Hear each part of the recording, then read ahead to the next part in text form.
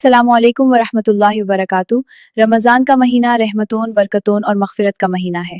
इसी महीने में मुसलमान अपने माल की ज़कात निकालते हैं, लेकिन बहुत से लोगों को ये नहीं पता कि आखिर अपने माल से कितनी ज़कात निकालनी चाहिए। आज हम इसी बात को आसान तरीके से समझेंगे। इस्लाम में ज़कात हर उस मुसलमान पर फर्ज है जिसके पास निसाब के बराबर माल हो और उस पर 1 साल गुजर जाए।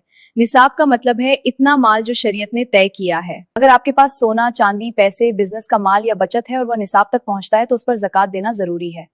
अब सबसे जरूरी सवाल, कितनी ज़कात निकालनी चाहिए?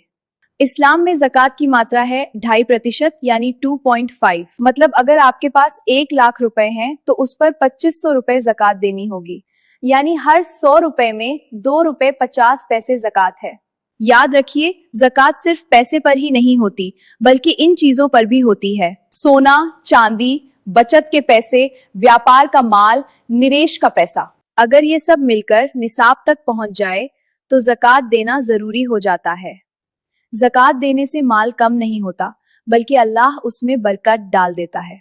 कुरान में भी बताया गया है कि जो लोग अल्लाह की राह में खर्च करते हैं, अल्लाह ने कई गुना बढ़ाकर देता है। तो इस रमजान में अपने माल का हिसाब कीजिए और जो ज़कात बनती है उसे जरूरतमंदों तक जरूर पहुंचाइए। हो सकता है आपकी दी हुई ज़कात किसी गरीब की जिंदगी बदल दे।